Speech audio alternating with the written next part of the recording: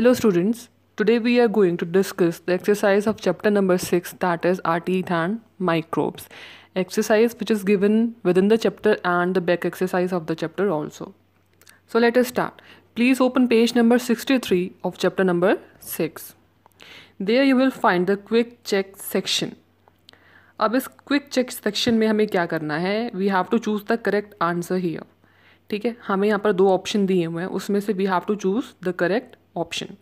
First statement is at the age of 2 years our child has 20 और 18 teeth. जब बच्चा 2 साल का होता है तो उसमें कितने टीथ होते हैं, 20 या फिर 18. जब बच्चा 2 साल का होता है तो उसके जो मिल्क टीथ होते हैं या फिर जिनको हम टेम्परेरी टीथ भी बोलते हैं, ठीक है, वो पूरे हो जाते हैं नंबर में. और टेम्परेरी टीथ यानी कि मिल्क टीथ जो होते हैं वो 20 होते हैं. तो जब बच्चा जब 2 साल का होता है तो उसमें पूरे 20 टीथ आ चुके होते हैं. So answer here is 20. Second statement is the crown और dentine is the visible part of the tooth. हमने टूथ का स्ट्रक्चर देखा था, ठीक है. कुछ पार्ट विजिबल होता है जो हमें नज़र आता है, कुछ गम्स के अंदर होता है जो हमें नहीं दिखता. अब यहाँ पर पूछा है विजिबल पार्ट कौन सा होता है टूथ का, जो मतलब हमें नज़र आता है. क्या वो क्राउन होता है या फिर वो डेंटाइन होता है? So answer here is crown. Crown जो होता है वो विजिबल पार्ट होता है. हमें टूथ का जो अपना हिस्सा नज़र आता है वो क्राउन कहलाता है. तो क्राउन है जो हमें नज़र आता है, डेंटाइन अंदर होता है, वो हमें नज़र नहीं आता. सो answer here is crown. Next is the region of the tooth where the crown meets the root is neck और enamel. वो पार्ट जहाँ पर क्राउन और रूट दोनों मिलते हैं, वो पार्ट टूथ का क्या कहलाता है? क्या नेक या फिर इनेमल? उसको हम नेक कहते हैं. वो बीच में आ जाता है, जहाँ क्राउन खत्म होता है, जहाँ रूट की शुरुआत होती है एक तरह से. Okay, so answer here is neck. Next is canines are also called cutting teeth और टीयरिंग टीथ. अब 4 टाइप के टीथ जो है हमारे सेट ऑफ टीथ में होते हैं, ठीक है. उसमें से एक होता है कैनाइन्स और हर एक का अपना फंक्शन होता है. अब जो कैनाइन्स होते हैं उनका क्या फंक्शन होता है? फंक्शन के बेसिस पर उनका दूसरा नाम होता है. कैनाइन्स क्या काम करते हैं, कटिंग का या टीयरिंग का? कैनाइन्स जो है वो टीयरिंग का काम करते हैं, तो उनका जो दूसरा नाम होता है वो टीयरिंग टीथ होता है. So answer here is tearing teeth. Next is there are 12 premolars और molars in the mouth of an adult. एक adult person के माउथ में 32 set of teeth होता है. ओके, सो 32 में से जो 12 होते हैं वो प्रीमोलार्स होते हैं या फिर मोलार्स होते हैं. हमारे माउथ में सबसे ज़्यादा नंबर जो होता है वो मोलार्स का होता है. तो जो 12 होते हैं नंबर में वो मोलार्स होते हैं, प्रीमोलार्स नहीं. प्रीमोलार्स आर 8 इन नंबर, पर जो 12 होते हैं वो मोलार्स होते हैं. So answer here is molars. Now come to page number 67, the back exercise of the chapter. Part A is tick the correct answer. MCQ pattern है, ठीक है. 4 ऑप्शंस गिवन है, वहाँ पे हमें जो है एक करेक्ट आंसर चूज करना है. First statement here is how many permanent teeth are there in an adult. एक एडल्ट पर्सन में कितने परमानेंट टीथ होते हैं? क्योंकि एडल्ट पर्सन में जो टीथ होते हैं वो परमानेंट होते हैं, ठीक है. वो कितने होते हैं? परमानेंट टीथ का नंबर क्या होता है? परमानेंट टीथ का नंबर होता है 32. So answer here is 32. Second is the teeth that are not seen in the set of milk teeth are. अब मिल्क टीथ कौन से होते हैं? जो टेम्परेरी होते हैं, जो एक बेबी में आते हैं, ठीक है. सो जो बेबी में जो 20 टीथ होते हैं, temporary teeth are 20 in number. Okay, या फिर उनको हम मिल्क टीथ भी कहते हैं. मिल्क टीथ और टेम्परेरी टीथ, ठीक है. उसमें कौन से टाइप ऑफ टीथ नहीं होते? Options here are molars, incisors, canines या फिर प्रीमोलार्स. अब एक बच्चे में जो टीथ होते हैं, टेम्परेरी टीथ जो होते हैं या फिर मिल्क टीथ जो होते हैं, उसमें मोलार्स भी होते हैं, इंसीजर्स भी होते हैं, कैनाइन्स भी होते हैं. बच्चे में प्री मोलार्स प्रेजेंट नहीं होते. सो answer here is pre molars. Next is out of the following which one is not a part of a tooth. अब टूथ का जो हमने स्ट्रक्चर देखा है उसमें हमने सारे पार्ट पढ़े हैं. यहाँ पर हमें देखना है कि कौन सा टूथ का पार्ट नहीं है. ऑप्शंस आर क्राउन, क्राउन होता है. रूट, रूट भी होता है टूथ का पार्ट. स्टेम या फिर नेक. अब नेक भी होता है टूथ का पार्ट, लेकिन स्टेम जो है वो टूथ का पार्ट नहीं होता।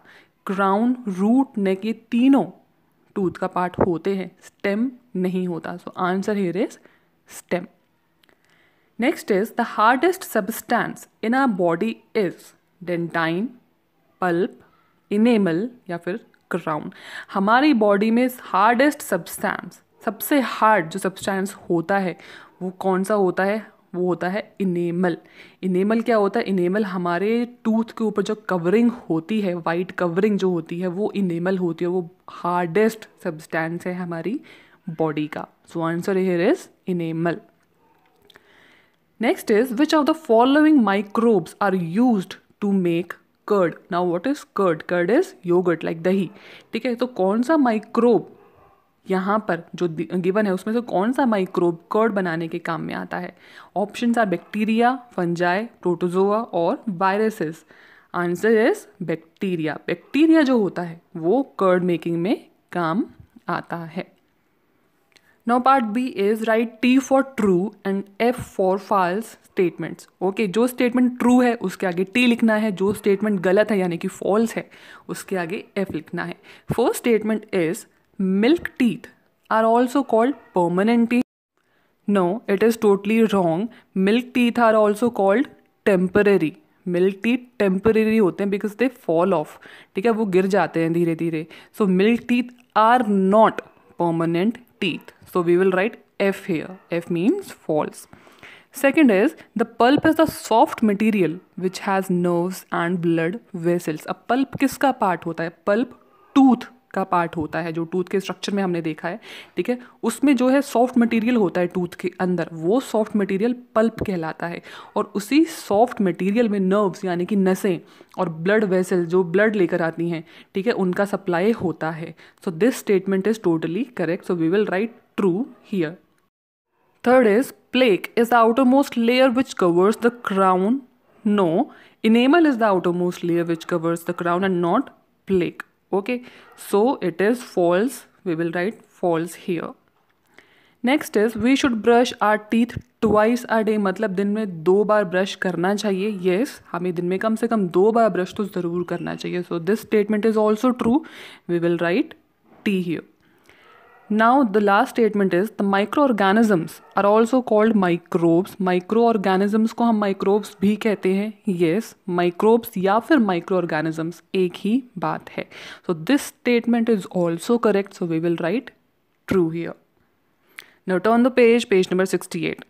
Part C here is fill in the blanks. So first statement of fill in the blanks is milk teeth start falling off at the age of dash years. Milk teeth या फिर जिसको हम temporary teeth भी कहते हैं, falling of मतलब गिर जाना धीरे धीरे, क्योंकि जो मिल्क टीथ होते हैं वो टेम्परेरी होते हैं, वो धीरे धीरे गिर जाते हैं, फिर परमानेंट टीथ आने शुरू होते हैं. सो यहाँ पूछा है कि जो मिल्क टीथ होते हैं वो कौन सी एज पे फॉल ऑफ करने यानी कि गिरना शुरू हो जाते हैं. तो आंसर है 6 years. Okay. Second is the substance present in a tooth which is very soft is dash. अभी हमने जो है टूथ का स्ट्रक्चर देखा है, जो टूथ के स्ट्रक्चर में वो पार्ट जो सॉफ्ट होता है वो क्या कहलाता है? जो सॉफ्ट पार्ट होता है वो पल्प कहलाता है, जिसमें नर्व्स और ब्लड वेसल्स का सप्लाई भी होता है. So answer here is pulp. Next is teeth that help in tearing are called. अब कौन से टीथ होते हैं जो टीयरिंग में हेल्प करते हैं? सबका अपना अपना फंक्शन है. जो टीयरिंग में हेल्प करते हैं वो होते हैं canines. Okay, so answer here is canines. Next is we use a dash to clean between the two teeth. ठीक है, अब हमारे टीथ में बहुत ना के बराबर जो है स्पेस होता है बीच में. ठीक है, सो बीच में जो फूड स्टक होता है वो ब्रशिंग से इजीली नहीं निकल पाता. तो उसको क्लीन करने के लिए, दो टीथ के बीच में क्लीन करने के लिए हम क्या यूज़ करते हैं? We use a dental floss. उसके लिए हम डेंटल फ्लॉस यूज़ करते हैं। बीच में जो प्लेक होता है या फिर जो दो दांतों के बीच में जो फूड स्टक है उसको क्लीन करने के लिए, उसको रिमूव करने के लिए we use a dental floss. So answer here is dental floss.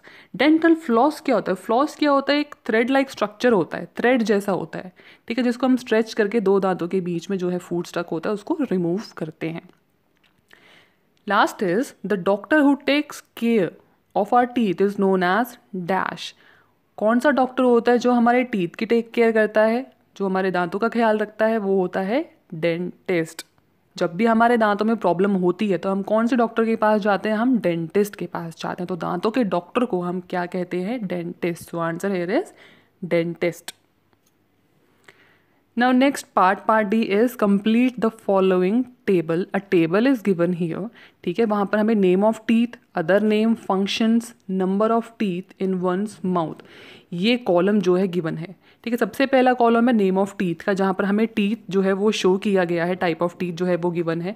Other name, फिर जो टीथ हमें यहाँ पर शो किया गया है कॉलम 1 में उसका दूसरा नाम जो है वो लिखना है।